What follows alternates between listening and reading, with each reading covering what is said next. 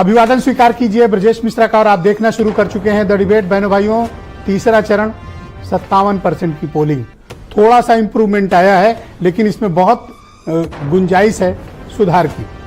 बहनों भाइयों, 10 सीटें थी और इन 10 सीटों में भारतीय जनता पार्टी के पास 2019 में 8 सीटें थी और 2 ही सीटें सिर्फ अपोजिशन के पास थी।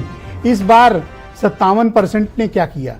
चुनाव फंसा, चुनाव निकला, लहर है या मुकाबला बड़ा करारा है? आज चर्चा इसी विषय पर होगी। हम आपको बताएंगे कि वोट देकर लौटे मतदाताओं की ओपिनियन क्या थी, सोच क्या थी और इन 10 सीटों पर कौन जीत सकता है, इस पर खुली चर्चा करने वाले हैं। बहनों भाइयों, उत्तर प्रदेश का ये बहुत ही हाई प्रोफाइल मुकाबला इन 10 सीटों पर संपन्न हो गया। 2 चरणों के मुकाबले ये ऐसा चुनाव था जिसमें 57% का वोट पड़ा है।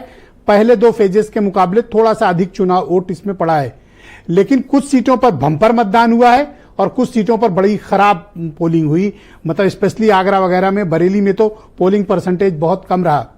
लेकिन बहनों भाइयों, 2 चुनाव के मुकाबले इस फेज के चुनाव में थोड़ी हिंसा भी देखने को मिली, मारपीट भी देखने को मिली, पुलिस के डंडे भी दिखे, लाठीचार्ज भी दिखी, एक दूसरे को खींचाखाची भी शुरू हुई और मारपीट भी दिखी, बूथों पर कब्जे भी दिखे इस राउंड के चुनाव में। अब ये चुनाव जैसे जैसे आगे बढ़ रहा है और मुकाबला जैसे ही कांटे का हो रहा है, अब खेल शुरू हो गया है।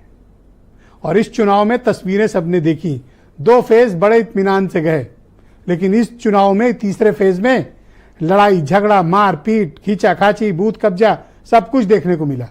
हालांकि बहुत बड़े पैमाने पर नहीं दिखा, लेकिन फिर भी हर एक सीट से जहां चुनाव फंसा था वहां से आई। जहां से नहीं आई वो बरेली से नहीं आई, आगरा से नहीं आया, लेकिन बाकी सब जगहों से इस तरह की खबरें आई। हाथरस से भी बहुत कम स्थिति थी, लेकिन हर जगह संघर्ष गजब का दिखा और दोनों पार्टियां गजब की लड़ती हुई दिखी।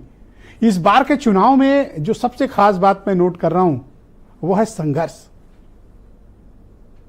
और इस बार कार्यकर्ता संघर्ष नहीं कर रहे हैं दोनों तरफ के, दोनों तरफ का सपोर्टर और वोटर संघर्ष कर रहा है।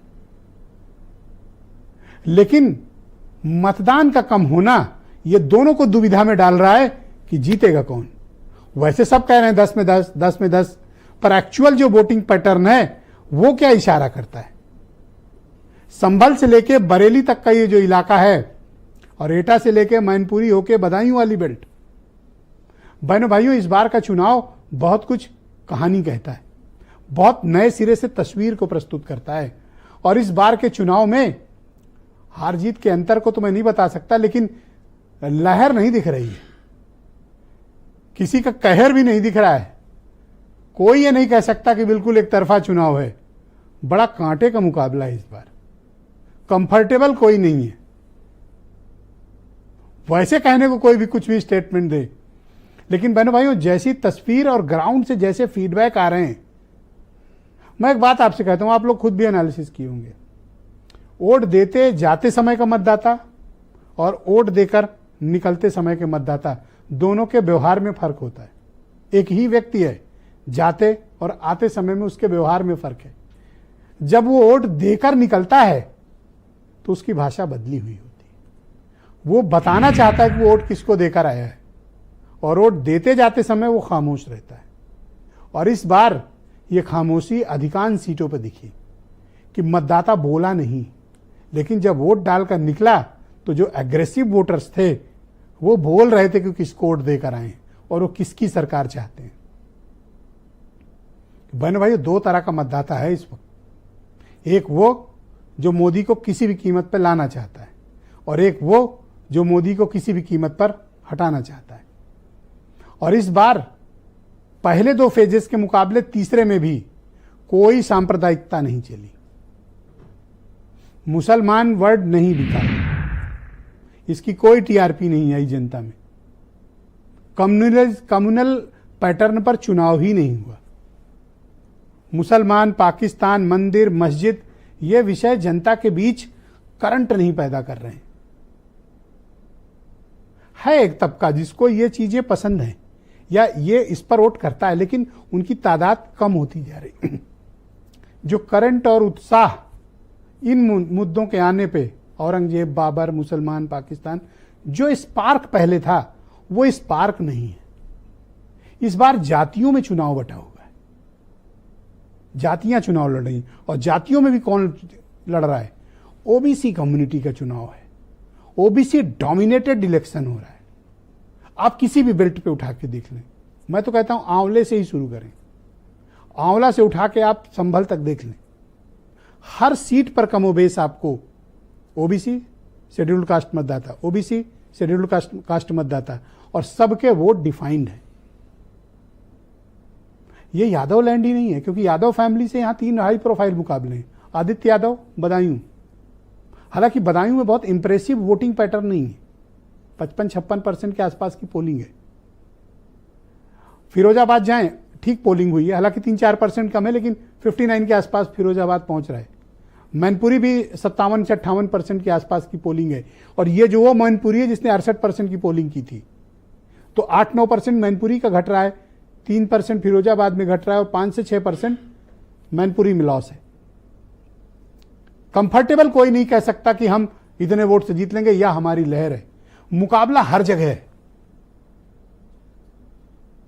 अगर मुकाबले से आगे कहीं की तस्वीर है तो बरेली और आगरा में, लेकिन बाकी 8 सीटों पर जबरदस्त मुकाबला हुआ है। और मैं फिर कह रहा हूं, धर्म के आधार पर, सांप्रदायिकता के आधार पर चुनाव नहीं, जातियों के आधार पर चुनाव हो रहा है।